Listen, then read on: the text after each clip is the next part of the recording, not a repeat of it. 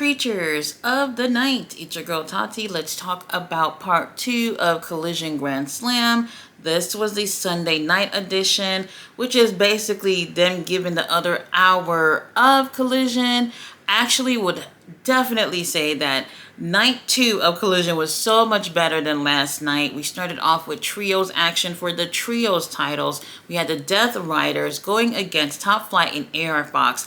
And when I tell you, the crowd was just absolutely loving AR Fox. They kept cheering for him and making so much noise for him. And I was just like, yes, keep doing this, because this is how the promoter, Tony Khan, is going to know that you like this guy and you want to see him again. I don't like seeing AR Fox every 4 to 6 months or whatever when this man is doing the Lord's work in the ring. I thought he had really great chemistry with Top Flight, and they look like they can actually make a really great trios.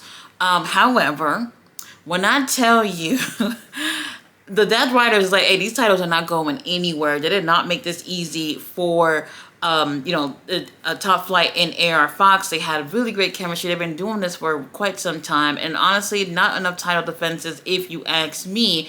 But I think that they look great as a team. And they were absolutely insane. That last minute in the match with AR Fox, after they done already took care of Top Flight, AR Fox is in the ring. He goes and fight all 3 of them until he couldn't do it anymore. And the 3 of them just gave him uppercut after uppercut, maybe like 20 of them, okay? And I was just like, holy shit, did you have to do it like this?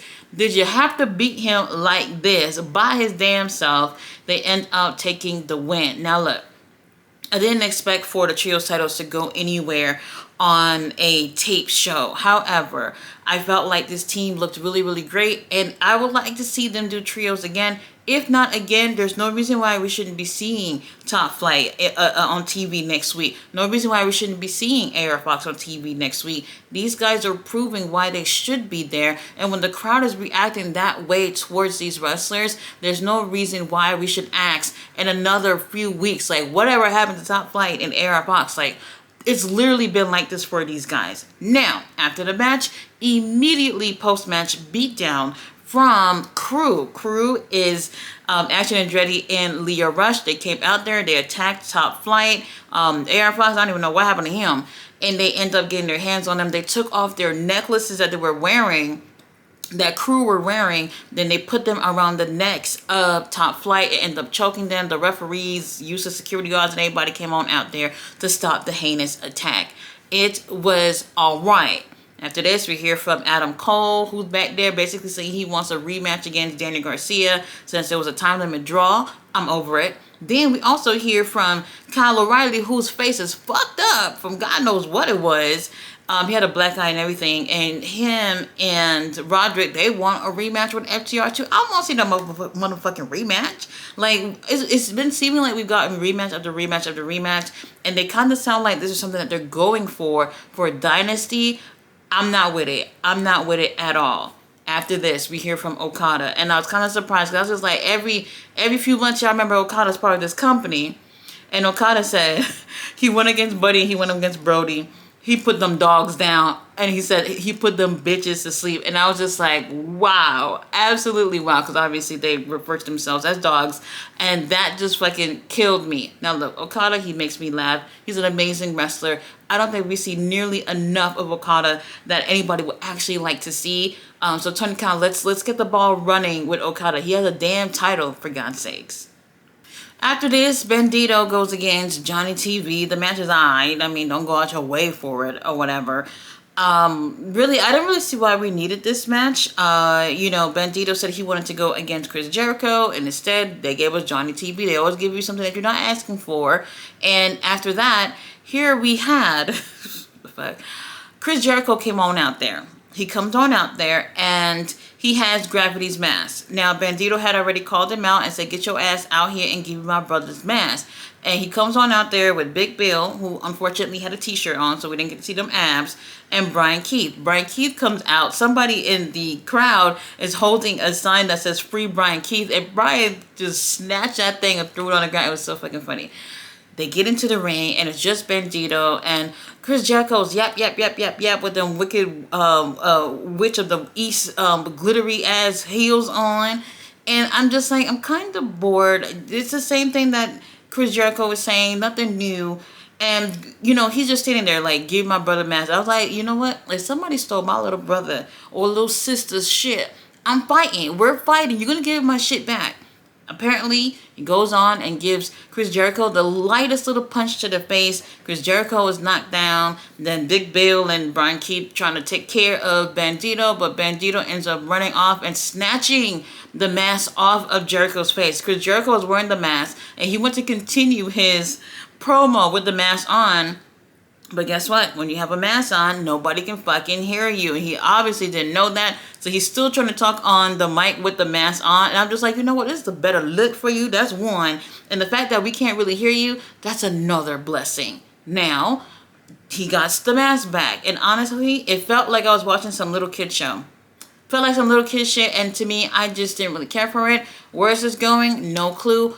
I don't know where it's going. Now, real quick, a little update for anybody who watch Ring of Honor, watch our Ring of Honor reviews. We finally got a date for Ring of Honor, Supercard of Honor pay-per-view. And no, it's not this month. No, it's not next month. It's in May in New Jersey, Atlantic City. Can y'all believe it? They pushed the pay-per-view until May. Something that's typically around end of March, early April. They pushed it to May.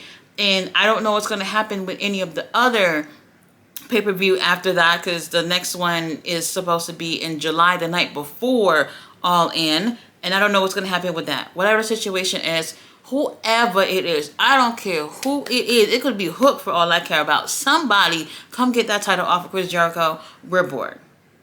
After this, we finally get a hype package for Megan Bayne, and she is talking. She's saying how AEW is her kingdom now. She's a megasys and all this shit. And I was just like, holy shit. It took me like halfway through the video package to realize that that was Megan's voice that we were hearing. She's been in the company for the past few months, and we've never heard her voice until today. I feel like they probably should have thought about that before. After this, immediately we get to hear from Toni Storm, who is talking about how she's the myth, the legend herself, and how she was saying a whole bunch of crazy shit, and Luther standing behind her making all these faces, reacting to everything that she's saying. How do they fit so well? They just complement each other so well. It's absolutely hilarious. Toni Storm letting everybody know she's going to beat Megan Bayne. We ain't scared of her. We're not even worried at all. Yes, she'll give her a little bit of a challenge. That title is not going anywhere with Megan at Dynasty. After this, Harley Cameron against Enhancement Talent. Can you believe it? Enhancement Talent, we're talking about. Harley Cameron, who was literally Enhancement Talent not too long ago, is in there doing squashes. Absolutely insane. Now look, and she's gotten she's improved.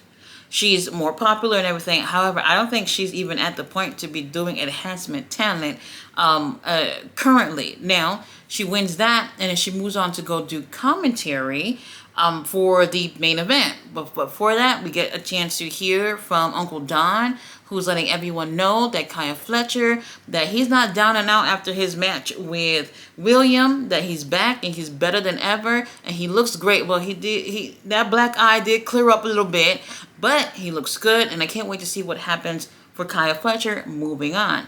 Now, main event, Commander teaming up with Hologram for the kids, and they went against Jalisco and Beast Muertos. Hologram, Commander, they're a really great team. I really like them. I saw them on CMLL on Friday. I thought they were just amazing together.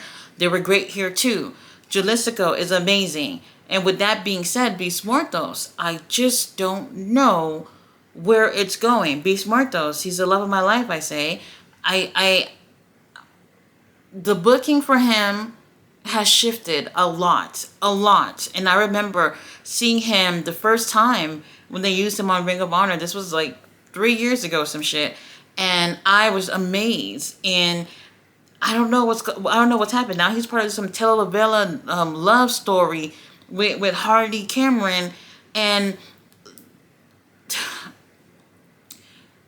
Commander and Hologram are hitting moves on somebody who's 2 times the size of them, and that's supposed to be a beast, and they're doing it with the greatness of ease, and I'm just like, y'all are doing something with this character that's not helping Beast Mortos at all. So for me, that's the part I didn't like, but overall the match is absolutely worth sitting through. But when you're thinking of the booking of Beast Mortos, something is definitely off with that, absolutely off with that, and whatever situation is, I hope they fix it.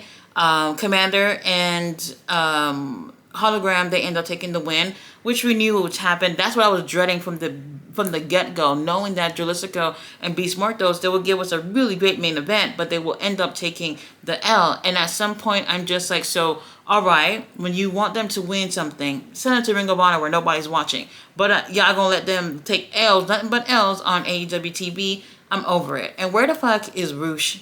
Where's Roosh? I have no clue what ended up happening to Rouge. Whatever situation is, I'm a little disappointed with the booking with some of these characters, these really interesting characters like Beast Muertos. He seems interesting and is a really great wrestler, very versatile, can work with anybody. And now, right now, they're kind of making him kind of look like a joke a little bit. The show was so much better than last night's. I think you would definitely appreciate this hour better. But Tony Khan, don't do this again. Just give us a whole 2 damn hours on Saturday. This is Sunday night. We got work. You know, the work week is starting. People are doing things. I think it was a little too late for a wrestling show to come on and only just for an hour. You got us up. You might as well could have given us a little bit more than that. Definitely go ahead and check this out. This was a really great hour of wrestling. I'll see you guys on, Tuesday for Dark Side of the Ring. I'm so excited to be doing more reviews on Dark Side of the Ring. And then on Wednesday, AEW Dynamite. It should be a really great show. See you guys then.